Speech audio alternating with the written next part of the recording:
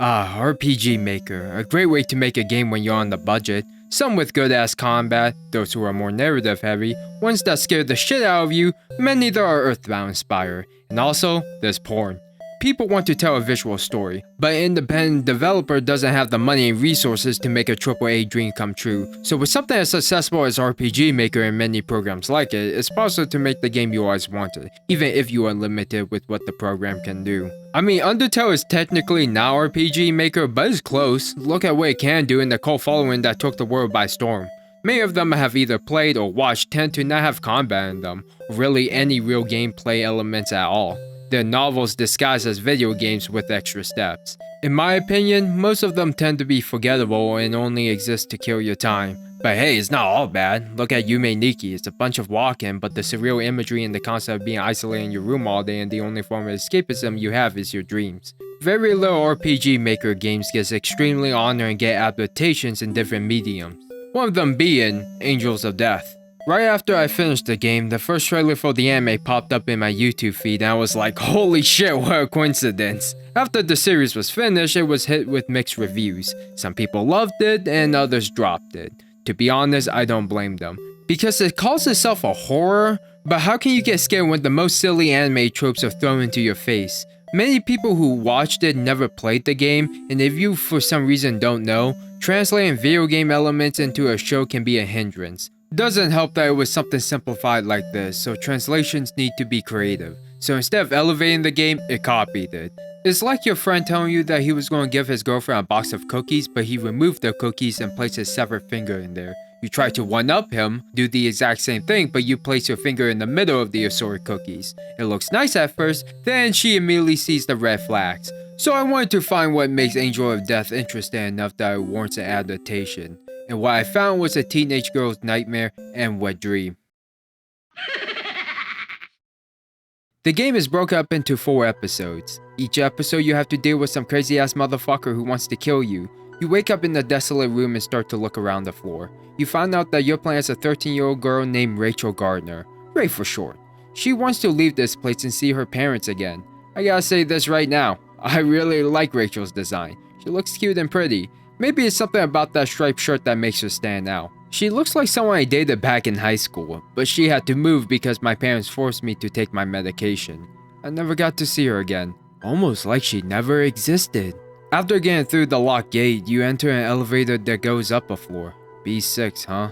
What kind of building has 7 basements? Are they housing Hannibal Lecter down here? You explore the floor and it's very eerie. It's full of rust, dirt, a murder scene. Rachel's even scared to go in the alley. You know a place like this shouldn't exist inside a building. You explore the floor and for some goddamn reason there's a bird down here. Like how? You find some snacks and lure it out. You plan on leaving the place with it but decides to fly away. You go after it, then suddenly the obvious horror trope happens. This maniac with a scythe bursts through the wooden boards and slices the bird in half. You know you're going to die if the game tells you to save. He wants to see the terror on your face so he gives you a 3-second head start. You run into a room and hide inside a box. He barely searches the room and gives up, despite the fact there's nowhere else for you to go. You go check on the bird and make time to dig at a grave. You were just being chased a minute ago and he could come back at any time. But you know, priorities. Rachel doesn't like how the bird looks, so she stitches it up before burying it, which is a pretty creepy activity for a 13-year-old girl. You push the switch that activates the elevator, and right after you leave the room, he's back and there's no head start this time. You sprint towards the elevator and manage to escape the deranged killer. So yeah, that's what the whole gameplay boils down to. Interact with things and not get insta-kill. A lot of RPGmaker games are like this. There's nothing wrong with it. Think of it like an interactive visual novel. You might find it good, but it's something you shouldn't recommend to your friends, unless you're okay with being ignored. You enter a hospital-themed floor and find your counselor, Daniel Dickens. He's like, hey Rachel, let's get out here together. Make sure those pretty eyes of yours don't get damaged. Okay? Talk about subtlety. You enter an operation room. Danny is like, Rachel, I love your peepers. I want to stare at them and live with them forever. Okay, he clearly wants to kill you, but he also calls eyes peepers in the game, and that's just stupid. It's like they were just trying too hard to make him disturbing. One of his eyes is fake, so he wants you to get him a new pair real quick. You find that he tells you to wait outside as he puts it on. Just like my ex, Rachel doesn't want to be with him any longer and decides to break out the room. But Danny appears behind you and tells you that this is his floor. I swear I hate this guy so much. He looks stupid with that eyeball and he has the tongue of Gene Simmons. He's trying to molest you or some shit as he reveals to Rachel that her parents are burning in hell right now. Rachel remembers why she's here and she goes blank. As Danny is creaming his pants, the killer from the last floor bursts into the room and cuts him down. Sadly, this won't be the last time we see him. The killer presses scythe against Rachel's neck, but she gives him no reaction. He ain't gonna kill someone if they're not gonna play his game. He has more class than that. The intercom announced the killer is a traitor, and everyone inside the bill is granted permission to kill him. Ah, shit! I gotta get out of here! Rachel somewhat come to her senses and head towards the elevator. The killer doesn't know how to open the door, which makes me question how did he get up here in the first place. She asks him a favor. お願い。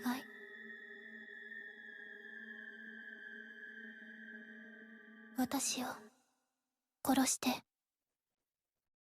One of the point of horror is to avoid the inevitable. The only thing scarier than death is not being able to achieve death. But we're not talking about that cosmic horror shit right now. So if your character is asking people to kill her, it takes away the fear factor from the genre. In fact, Rachel doesn't get scared anymore. She's blank the entire time. The killer is disgusted by the request and throws up. He demands you to open the door for him. You help him out and ask him to kill you. He says, sure, I'll do it, if you help me get out of here. I'm an illiterate idiot who won't be able to get out on their own. This guy is named Zach. He's the best character. He's also the reason why many people bought this game. They see a pretty little girl next to a scythe-wielding pretty boy. Too bad I fell for it. You can guess his backstory. He had a tough childhood and was burned alive. With no outlet, he kills for fun because the world wronged him. So girls flick their bean to him. Yo, I see you Jeffrey Dahmer and Ted Bundy fans. I swear people are fucked in the head. Both Rachel and Zach head to the next floor. It's a cemetery. I wonder what deranged lunatic will meet next. They explore the floor and find a gravestone meant for Rachel. Behind it is a small hole in the wall for her to go through. She asks Zach to not destroy her grave.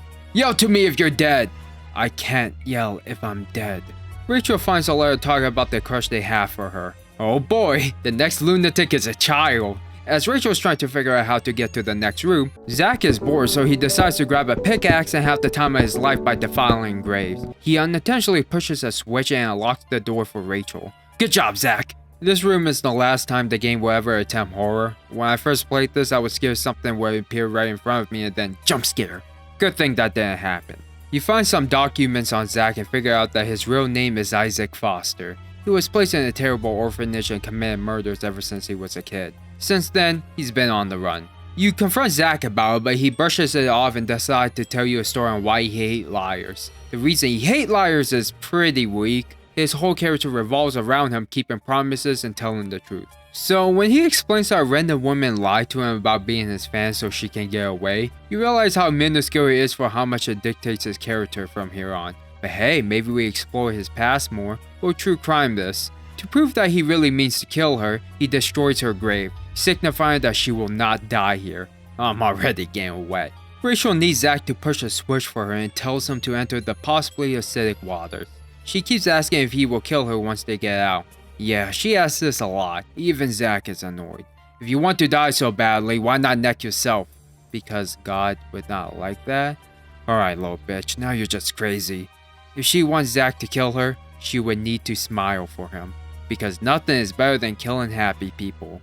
As Rachel heads off to hit the other switch, Zach waits for her. The lights are flickering. We are greeted by the floor master, Eddie. They clearly do not like each other. Eddie fell in love with Rachel. He wants to kill her and put her in the special grave he made. Whoever's giving him relationship advice must be a real lady killer. Bite me. So as Rachel is about to push a button to open the door, Eddie appears right in front of her and offers to kill her instead of Zach. She's a little tempted. She can die right now peacefully.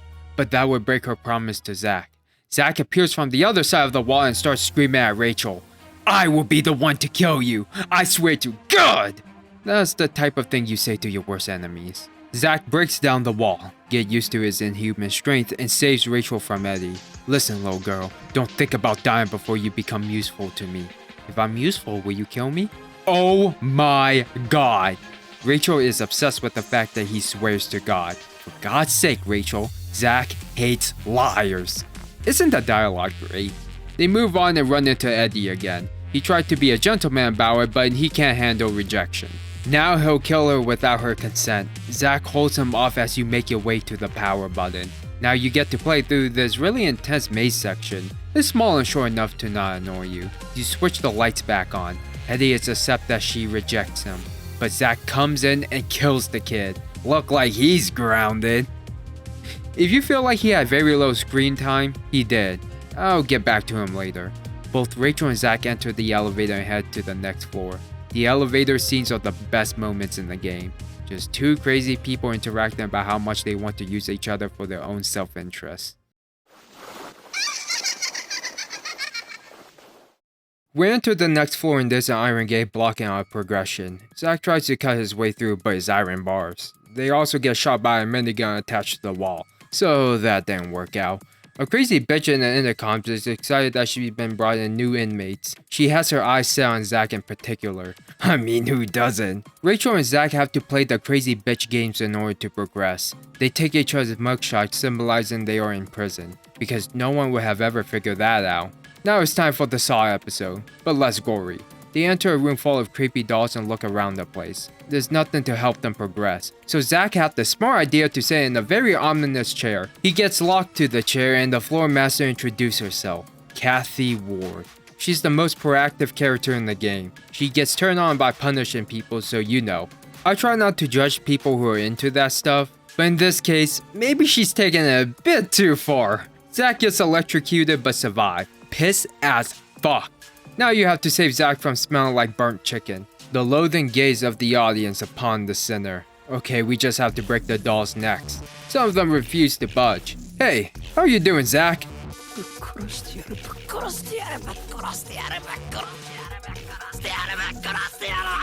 Keep up the good work.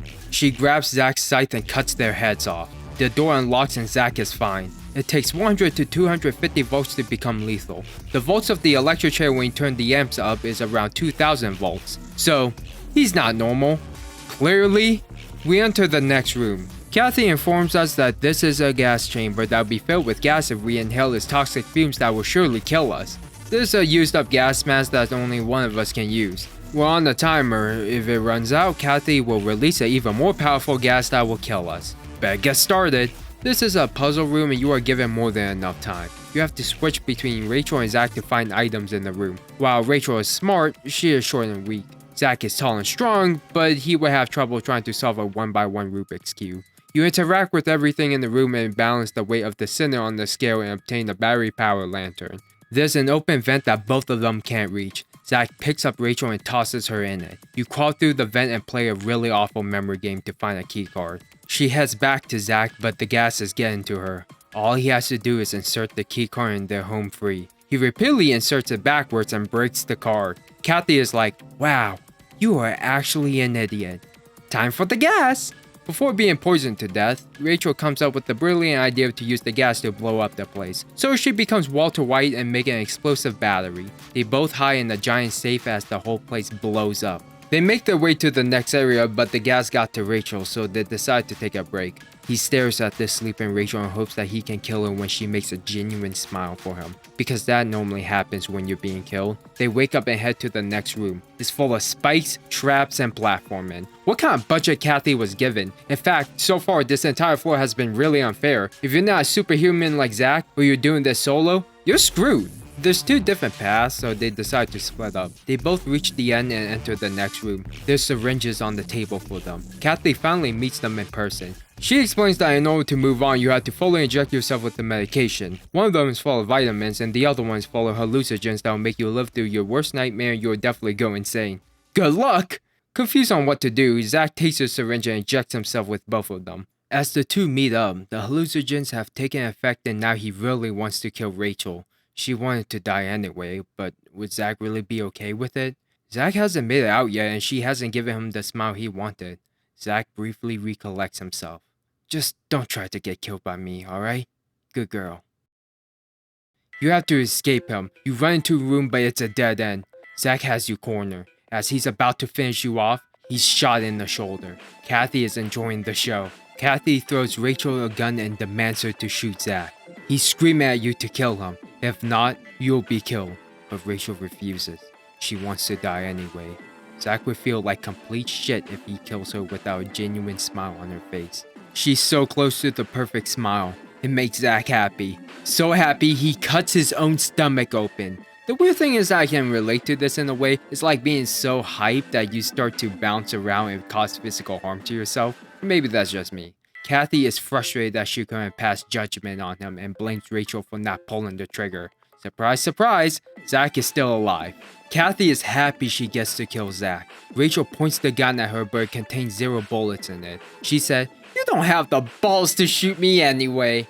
Oh really? Watch this. Bang! For some weird ass reason, she's happy that she's been shot, so she aims her miniguns at Rachel, but Zack quickly cut the bitch arm off and kills her.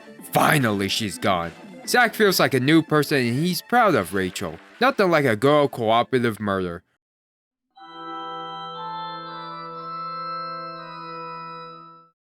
They head to the next elevator and start to ascend. Zack is praising Rachel for doing a good job at shooting the bitch. But why didn't she use her gun earlier?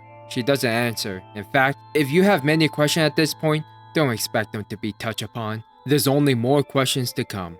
This is the most wholesome moment in the game. 2 people connecting after killing someone. What's a better activity than that? We arrive at the next floor. Rachel calls out to Zack, but he's not responding. His injuries caught up with him. I think it's the perfect time to get into his backstory. A major factor of it isn't in the game. I guess hindsight is a great way to fix things you should have put in your original work.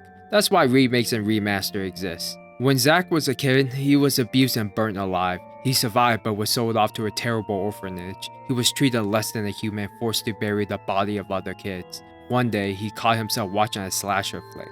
He knew what he wanted to do. He grabs a knife and kills the pieces of shit. He murdered more people and decided to spend his night in the car. A blind old man runs into Zack and decides to take the child in. The old man took care of him and fed him, even when he didn't have much himself. Zack feels weird about it to the point that he decides to go out and kill more people. He heads back to the old man and he smells blood on the kid. Zack admits to him that he's been killing people, but the old man's like, "Okay, what are you gonna do next?" Zack couldn't reply. The old man heads out and says that he'll be back. Zack waited and waited, but he never returned. He threw a tantrum and finds his knife. He's off to kill more people. He finds out that the old man died. He was killed by a couple. Zack finds the couple and decides to dedicate his life to murdering happy people. Even though what Zack did was awful, I feel like I don't need to explain why he feels justified in doing all this. A shitty upbringing can really fuck you up. The only person who showed him love and kindness was taken away from him, as he was in the process of trying to understand what that meant. Ever since then, he's been on the run. That's why Zack hates liars, because the old man never came back. Since he's a fictional character, I'm allowed to sympathize with him. If I say I empathize with John Wayne Gacy, I just need to get laid and reorganize my thoughts. Rachel drags him out the elevator. He's losing a lot of blood, but he's persistent to keep going. He just cut his own stomach open, so that's not possible. Rachel now has to find medicine for him. I swear this is the worst part of the game. I fucking dread it every time I approach this part of the story. Legit, I'm gonna skip a lot of it because it's pointless and severely slows down the story. Rachel is hallucinating after smelling some sweet substance. She goes through some trials and finds a church organ. She snaps back to reality. Oop, there goes gravity. Priest walks up to Rachel and asks what is she doing. This floor master calls himself Gray. It doesn't mean a lot, but he's the most normal character in the game, despite him having no pupils. He knows that you need to find medicine for Zack. There's unfortunately nothing here that can treat his wounds. The only place medicine can be found is to backtrack to B5, Danny's floor. He offers to take you back down, in exchange that he's allowed to test you so he can make his judgment on you later. You head back to Zack and find him lying on the ground. These two are worried about each other. Zack doesn't want her to be alone and Rachel begs him to stay put. If she's heading back down, she might as well grab something for Zack from his floor. Zack is resting and you agree to take his grade test. The backtracking begins. Okay, it's basically a morality test. Gray got her high on LSD or some shit, so she begins to see ghosts of dead people, including the floor masters. You shoot some ghouls and crush the hands of dead people. Gray is questioning Rachel's morality, but her explanation is that they're in the way. You know, the game stops calling itself a horror when Zack joins you. Kinda hard to be anxious when an attractive serial killer is protecting you and one of the main characters legit wants to die. Wow, I just found out this game has 3 horror tags attached to it. I guess psychological is the best way to describe it. Rachel made it to Danny's floor, but his body's missing and so are the medicine. Rachel decided to head down to Zach's floor by his request as Danny appeared before Zach to kill him. Zach fights back to defend himself, but he's still too weak. How did Danny survive? He had a bulletproof vest. I mean, if your co-workers are corpse-loving sadistic psychopaths, then having a safety net isn't a bad idea. Danny offers to save Zach in exchange that he gouged out Rachel's eyes. Zach isn't having a shit, but his injury stops him from chasing him down. Rachel and Gray heads down to Zach's floor as she goes to the place where they first met. She enters the room as the average WoW player. It finally hits her that she knows nothing about Zach. She picks up some bandages and his old rusty knife. Now it's time to head back. Zach is missing and Danny is sadly alive. Time to go find Zach. Gray stops you and tells you you are a selfish hellion and everything that happened in this building is because of you. That oath when Zach swore to God? How will you know God will accept it? He blows angel dust into Rachel's face and now she's tripping balls. She's chased by a giant snake and runs into Zach. She's begging Zach to run, but he knocks some senses into her. Zach was chasing after Danny, but he didn't make it far. Failing to bring back medicine, she at least gave him the knife he asked for. Zach can at least defend himself now. She's really worried for him because he's losing a lot of blood like a JoJo's character. Kathy is right. Zach is a monster, but he embraced that shit because no normal person can take that kind of damage and still live. In fact, what is a human? What's a decent person? Would God allow you to die to a monster? Will he let you put ketchup on eggs? As you both move on, a bunch of snakes appeared. Like who the fuck decides to release a bunch of snakes into their building? Zach holds them off with his knife as you make your way to the exit. Suddenly, a snake attacks Rachel from above. Zach rushes over and kills her with his scythe. It leaves him very exhausted. Rachel tells Zach to rest. She promised that she'll find the medicine this time. Do you even have a weapon? Yeah, I have my gun. Let me see it. No bullets. Aren't you willing to be killed by me? You promised to God that you will. I ain't no liar, but there is no God in this world. Rachel is freaking out due to her belief being questioned. Well, good luck with that. I'm going to sleep. Take my knife, you'll use it in the next plot point. Rachel move on to the next area and find Gray playing the organ. Desperate for medicine, Gray tells her that Danny gave him some, and you're the reason why he's fucked in the head. Not that he was any better before. Yo dog, Rachel is about to experience the biggest trip in her life. We are now doing the witch trials. It basically is Gray put Rachel on trial for fucking up his angels. The ghosts of Eddie, Kathy, and I guess Danny wants to claim Rachel as a witch and use their testimony to put her to death. I don't hate any of this, but I also don't see the point. I mean, it's kinda cool to see the floor masters together, but their interactions are short-lived. I don't feel like we spent enough time with any of them to make us sympathize with them or even see their point of view. It comes down to, she killed me, so I want her dead. She rejected me. I love her eyes so much. Yeah, I'm pretty justified in wanting you all dead. This moment also made me realize how small the cast is. I think one more floor master to get Rachel's and Zach's relationship a little bit more development would make the moments between the two feel less rushed. I bet the game started as a small passion project that blew up, so the lack of lore and details do start to show once you start asking questions. After the testimonies, Gray states that the God she worshipped isn't real, because he's God, and he's going to judge you. Everything she believes in is a lie and now she's lost. She feels something cold yet warm.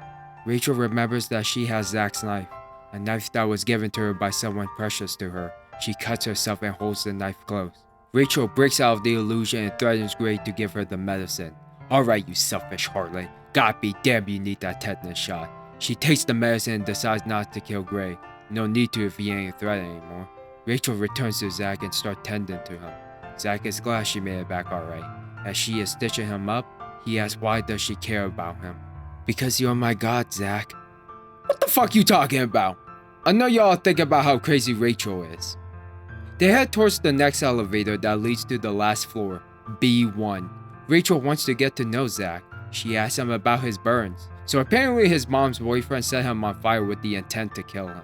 But Zach survived with the power of K-pop and only suffered first-degree burns and managed to keep all of his hair. Rachel is happy she gets to experience this story with such a handsome man. Funny thing is, if Zach wasn't hot, I wouldn't be making this video because I'm that shallow. They make it to the last floor. Rachel is anxious, terrified even. Her god hates liars and the impure. The floor looks like a house. Blood trails on the ground that leads to a room. Rachel begs him to stop. Don't look in that room. And this is where I blue ball you. The writing dramatically increases from here on, and I think it would be best if we talk about the side story this game got called Episode Eddie, that low necrophiliac. The developer felt like Eddie got the least screen time and we barely know anything about him. When the anime finished, the developer decided to make a short game about Eddie and wanted to include the game into a Blu-ray DVD pack. That didn't work out, so it was released on Steam. I was very indecisive on where I should put this segment. Ultimately, I decided to put it before the final episode so you can see what's to come. The game looks cleaner than the original. I guess after the success of Angel of Death, it gave the developer more confidence in honing the skill in RPGmaker. Although I'm very reluctant in calling this a game since it has no gameplay elements at all. Like I said in the beginning, it's an interactive visual novel. And I think it's overpriced for one, especially since it's 2 hours, even when I got on sale. You'll get the same experience if you just watch the full game on YouTube. Here you go. What they did deliver though is a cute love story. Eddie comes from a family full of gravediggers. For some reason, they all wear Halloween masks. They say it's family tradition, but again, don't expect any lore or world building coming from this universe. Eddie is very passionate about digging graves for dead people, which is pretty normal for a child his age. His dad praises him for his hard work and dedication. We get to see Eddie's home life. He's surrounded by a loving family and pets that they all care for.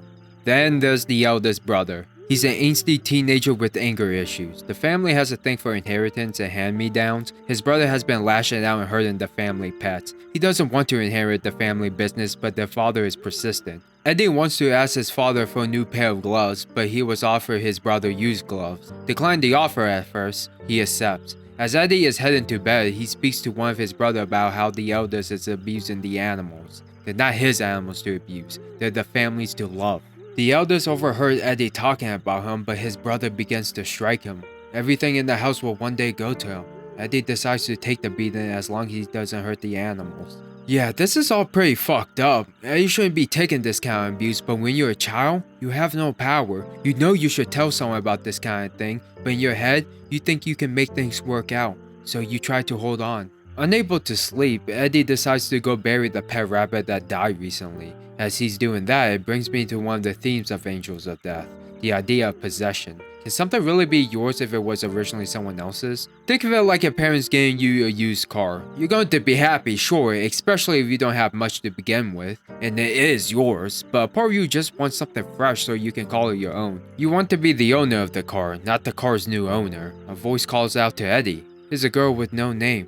You know she's important because she has a character portrait. They start interacting with each other, and it was awkward at first, but Eddie starts feeling attracted to her. She even loves watching him make graves. Again, normal kid stuff.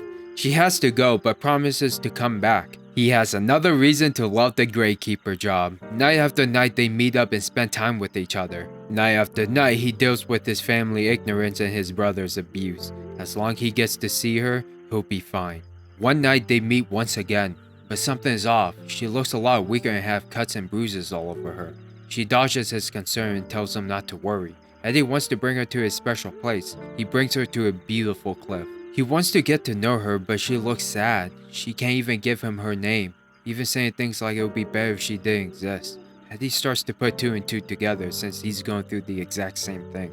Nighttime comes and he finds his brother terrorizing the family bird. Eddie tries to stop him, but he's powerless. The bird has his neck snapped and now he has to go bury it. He's really upset, not just because the bird died, but his last moments were taken away from him. It's not his treasure to bury. The girl comes by and comforts Eddie. She tries to cheer him up, but he doesn't want to hear it from someone who doesn't even exist. He apologizes to her and admits that he likes it when she visits him. She compliments him for being kind and says that everyone would be happy if they become his in the end. This is where the spark came from. They parted ways. This is the last time they will see each other. His brother grew more furious, beatings after beating. The pain just kept getting worse. If he could just see her again, it would be bearable, but she never came. Eddie starts to go mad, coming to the conclusion that the world is cruel and painful. He snaps. In order to make everyone and everything happy, they have to be his. So what does the kid do? He starts killing the animals so they can't be taken by his brother. This is really fucked up, but it's really hard to blame Eddie after the shit he went through. Not saying it's right, but in his mind, it's better to be taken by someone who loves you and treasures you instead of someone who doesn't care. Eddie feels her presence and searches for her. She's lying on the ground. He 5 more bruises on her. Despite the abuse she went through, she still smiles. She wants to visit the special place again. Eddie guides her. She finally opens up to him. A family took me in after mine died. They beat me and starved me. I don't even exist. I wish I could be your ghost so I can visit you every day. We're both the same. I can't stand the thought of you being taken away from me. You will eventually be killed and buried somewhere no one would notice. I don't want that to happen. I'll bring you to a place that will make you happy.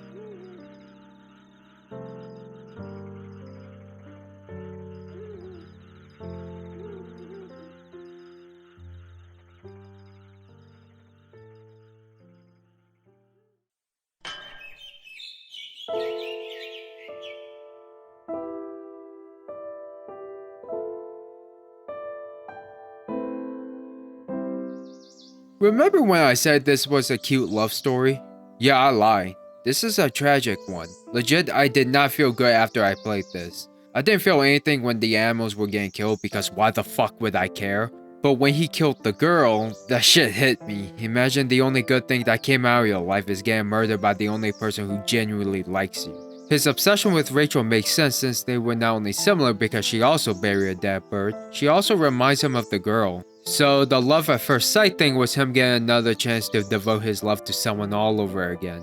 If you're wondering, no. The other floor masters don't get side stories like this one. The theme of possession is heavily relevant in what's coming next. Sorry for edging you. Let's get to the climax. Rachel is freaking out. Zach enters a room full of fake flowers. In the center of it is a couple, sewed together. Out of nowhere, Rachel desperately begs Zach to kill her now. Zach refuses, and then Rachel suddenly remembers everything when she sees a Bible on the ground. Rachel collapses and Zach is just confused. He hears a sound outside of the room and goes to investigate. The distraction worked and now you're locked out. Danny is like, "You are an illiterate idiot. Go learn more about Rachel on this floor and she'll wake up." Shit, it's time to get— oh my god! This house is full of traps. He gets shot by arrows, get bitten by piranhas, eat some very hot pizza and get mad about it, that's on him, get ganged up on by dogs, and avoid being a Jill sandwich. Believe me, it is not the end. Zach enters a room full of sew-up toys with the music box in the center of it. Having no idea what to do next, he heads back and nearly falls into a pit trap. Hanging on for dear life, Greg comes by and saves Zach. "Zach, I think you changed through all of this. Listen, you're all just idiots to me, so tell me what the hell is going on." Grace starts explaining why he started this angel project. He wanted to see if people's faith in God was real. They always use his name to justify their horrible actions, so he wanted to, I guess, show them he's not real. So he decides to become God and recruit angels to purge people. What he's basically saying is, the Bible is a fictitious story that is written by some crazy old man who wants to control people. Got it. Zach opens the music box and finds a plate with words on it. Gray offers to read it for him, but Zach declines. I don't know, this little character moment for him is pretty nice. He knows he can't read, but he's determined to figure it out himself. What he finds out though is that the plate that is connected to the last door is Rachel's room. You enter the room and turn on the TV. What greets you is Rachel getting counseling from Danny. We now learn about her past. She found a puppy one night and wanted to take it home. She has to ask her parents' permission first, but she always finds them arguing, screaming about how miserable they are with each other. The father starts striking the mother and then goes out to get a drink. The mother is sick of everything and hides her gun in the drawer so she can use it on him next time. Rachel is constantly ignored and pushed aside. She's oblivious to what's going on around her, but at the same time she sees this every day and thinks this is the norm. She went back to the puppy and reached out her hand. It bit her. She plans on fixing it. She was found out and the arguments between her parents is at its worst. Rachel heard a blood-wrenching scream and went to check it out. She finds her father repeatedly stabbing her mother. Rachel is next. Terrified, she runs to her room. Before that, she grabs her mom's gun. Her father enters her room and tells her to open the box. Inside is the puppy Rachel killed and sewed up. She wanted it to be perfect, so she tells her dad one last thing. Be my perfect daddy.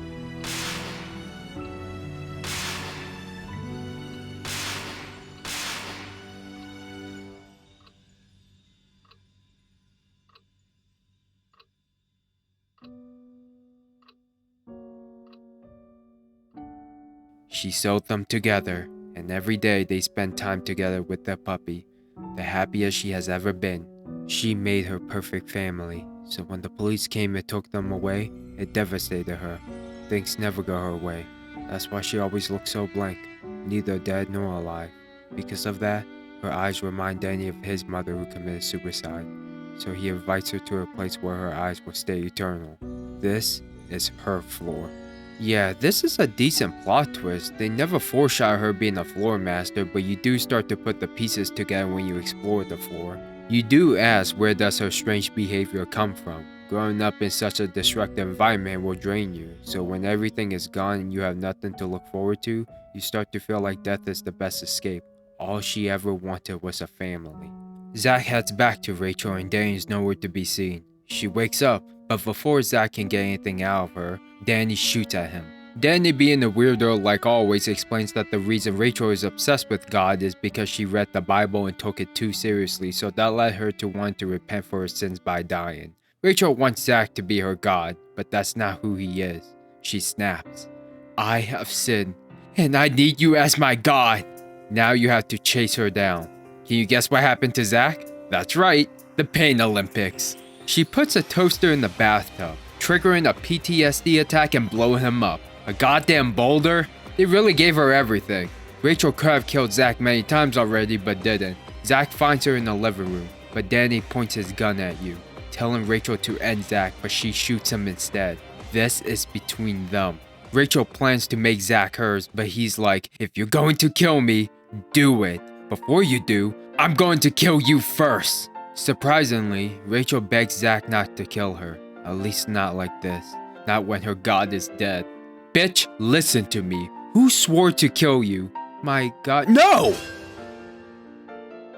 I did. I don't give a fuck about your past, god, or whatever. I just do whatever I want. I mean, I'm a serial killer. I kill for fun. You think I give a rat ass about any of that shit? So Ray, I want you to swear to me. I don't want you to swear to God. I want you to swear to me. Grab life by the ball sack and pull. Rachel goes back to somewhat normal and they both swear to each other. That's why I really like Zack. He knows who he is and he doesn't give a fuck about what anyone says. That's why I really like this whole revelation. We get to finally find out who Rachel is and somewhat solve her life problems. After all that anime BS, the two now have to find the exit. But this floor doesn't have an exit, so the two have to use logic to find out where it might be. Here's the thing. Gray was the last floor master that was brought here, but Gray didn't plan for another one, so he had to build hers on a whim, which means her floor doesn't have an exit, but is built on top of the floor with the exit. What kind of building is this? Imagine saying, yeah, my underground bunker have an attic. They head downstairs so they can summon the elevator, but Ray wants to go alone. Might as well say goodbye to this place. She runs into Gray and they have their last conversation. Gray asks her about the conclusion she came to. Zack is no god nor an angel, but we swore an oath to each other. We swore from the bottom of our hearts. I still plan to have him kill me. I'm still full of sins and wrongs. There is no one left to forgive me. Therefore, I still wish to die. All I did was learn how to accept myself. After answering his questions, Gray tells her that the exit is behind a stained glass window on B2. Gray heads back to Zack and they both enter the living room. Guess what? Danny is missing and her gun is broken. Should have properly double tapped him. They enter the elevator and head back to B2. I didn't like how the game started off as a horror then turned into Saw the anime, but for teenagers. I also don't want to say what we just saw made up for it, but it did turn into what I was expecting from an indie RPGmaker game, and that's turning our expectations around. I just wish the villains weren't so goofy. Ironically, our main character was the best villain. They both found the window they were looking for. How did we get through? Obviously smash it. What else did we expect from Zack? The passage led to a very long staircase. As they walk up the stairs, Zack gives her his knife. Not only to protect herself, but also to give back after he kills her. Aw, how thoughtful. If you think the building couldn't get any weirder, someone activated the self-destruct system. Like, why the hell would it even have one? Fire and debris are blocking their path. Zack is paralyzed because of the fire. After seeing Ray hurting herself trying to save them, it gave Zack the courage to start slicing through the debris. Now you both have to get out here in 5 minutes. The relationship of these two are at its peak. I just love how Zack needs Ray's encouragement to get over his fear. Zack, be careful when you break this. How the fuck do I carefully break something? Alright, just keep doing what you've been doing. Zack breaks through the last set of debris, but unfortunately his scythe breaks. Say your farewell. Bye bye. There's the door. We're home free. But of course it's never that easy. Rachel gets shot by none other than Danny.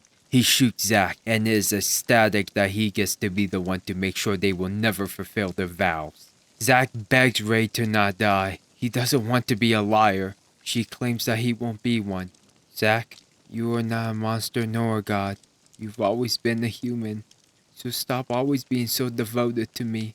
Even after everything Danny gave her, food, clothes, toys, a place to live, what she truly desires is to be wanted. Desire in life and desired in death. That's what the two swore to each other. And that's something that no one can take away. Danny is distraught and plans to finish them off. Gray appears out of nowhere, I stop asking questions at this point, and shoots Danny with a bow. He tells Zack to get Rachel outside and she will be safe. Zack carries her out. Danny is confused why Gray shot him. He said that everything is over. Their experiment, the angels, it's all over. Admitting that no one were ever angels. For the first time in Zack's life, instead of killing, he chose to save someone. The building starts collapsing and it's engulfed in flames. Zack and Ray made it out. As soon as Zack is trying to figure out how to save her, the police arrive. How can anyone not notice a burning building? He takes a look at Ray one final time. Remember the oath. I will kill you. Yeah, that was Angels of Death. It started out okay, the middle was okay, but the end was really good. You are left with many questions, but nothing is answered. Seriously, who built that building? How can they afford to keep it running? But I gotta remember it's a small indie game, and I feel like it didn't want to be anything more than a small novel. What really is impressive is that I got an anime adaptation. That's something to be proud of, even if it wasn't that good. So why do I call it a love story? Isn't Zack a full-grown adult and Rachel is a minor? Am I going to use the age of consent logic from a country I don't live in? I'll explain it in a little bit. After I introduced you to the manga, I ordered all 12 volumes and read it all back to back. It was pretty interesting to have some insight from the author of the game. I even ordered the art books all the way from Japan, hoping I can find some interesting information about the game. But guess what? It's in a language I cannot read. Hey, at least the art of the 6 characters are nice. Rachel, a teenage girl self-insert. Zack, I am so glad serial killers in real life do not look like him. He would be too hot to be caught. Danny, why didn't you become an ophthalmologist? Eddie, don't worry kid, I remember when I had a fetish for blonde girls. Kathy, takes roleplay a bit too far. Gray, the fierce DD won his eyes back. For the first time in my life, I'm going to be that guy. The game was a well-received passion project, but it never really sold me on the characters because the expressions were very limited. The anime looks nice, but is only really made for fans of the game. Anyone else would just get bored or confused. The manga, though, blew it out of the park for me. The art style is just perfect for character expression. When they show the backstories to these floor masters, you get invested. Hell, I even felt bad for Danny. They just made him look less stupid with that tongue. The best character is Rachel. She was just a blank slate, but here, she shows emotion on her face. She's at her most beautiful and her most creepiest. One of my favorite panels is when Gray asks her who she is. In the anime, she looks dead and unconvincing. But in the manga, she's determined and figures herself out in the end. Zack and Rachel seems to be more intimate here. Just look how close these two are. When I say it's a love story, sure it can be romantic. I mean, two people who are fucked in the head can find an interest in each other despite the age difference. I mean, who's going to stop them? But it can also be platonic. Since these two don't know what a healthy relationship looks like, they have to rely on trust in one another. Side note, Rachel tends to love things she stitches together. So when she stitched up Zack that one time, she claimed him to be her god. And if for some reason you think I'm a pedophile for implying a romantic intimacy between two fictional characters, then you should go get a lobotomy. So why? Why did I spend $200 and many hours of my life on a series that isn't that good?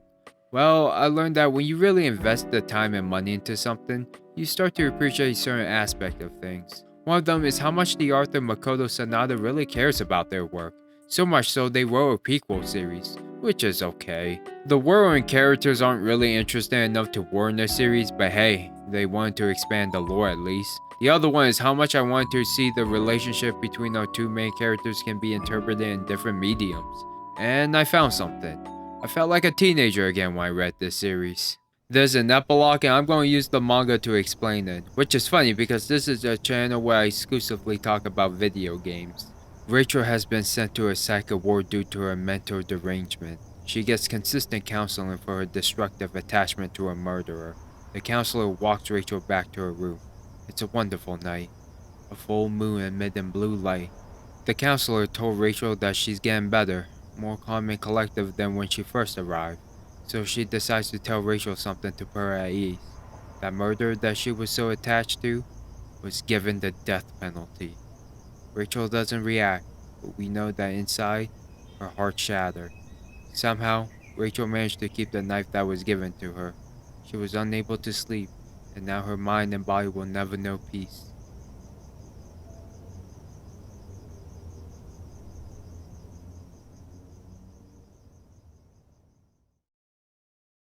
Suddenly, she hears a thud from the window. The employees of the facility are scared and try to enter Rachel's room. She quickly barricades it. Approaching the window, a voice tells her to move. Smashing the window is the man who is determined to keep his promise. I thought you were in prison. Prison? I busted out. Now I'm gonna bust you out. Zack would never let someone like her get away from him. Or did she really forget their vow? Rachel is overwhelmed by her emotions and memories and give him her answer. I would never forget the vow the two of us made with each other. Zack reaches out his hand and tells her to go with him. She doesn't know if it's a dream or not, but she doesn't care. The man who desires her is here to save her. She reaches out to him and they both float off in the night sky. What's next is my favorite page ever. What I see is two broken people who found comfort and affection in one another, able to change and accept themselves because they have each other. What happens next? We don't know. All we can do is admire how two humans in angel skin embrace each other, for better or for worse, till death do them part.